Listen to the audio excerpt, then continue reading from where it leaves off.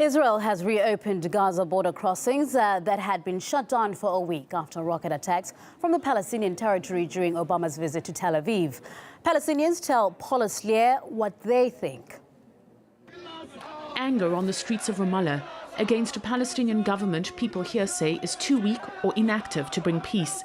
After years of negotiations between the two sides, complain protesters, Israeli settlements have only expanded and the occupation deepened.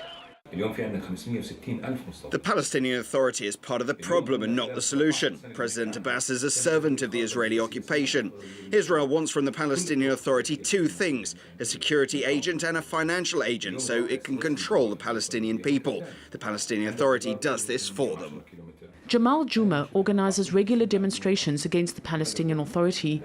He says if there was one thing that would change his opinion, it would be if he saw real progress from Palestinian-Israeli dialogue. But the two sides haven't sat down together since September 2010.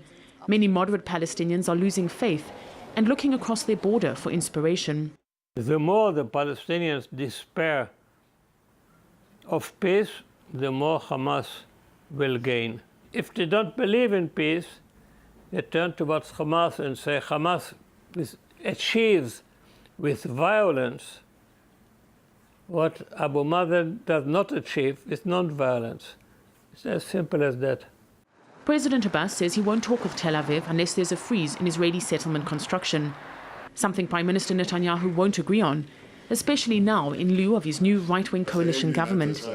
The irony, by refusing to talk with the PA, Netanyahu is helping strengthen Israel's arch-enemy, Hamas.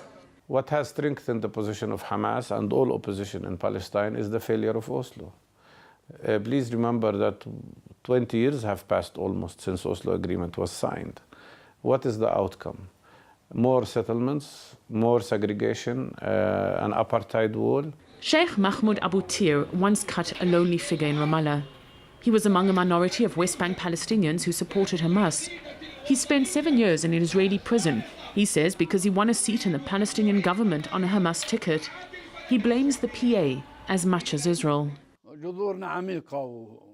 We, Hamas, have roots and historical depth. We are more strong in the West Bank than in Gaza since the elections of 2006, in spite of all the arresting and all the harm that our youth suffers in the Palestinian Authority prisons.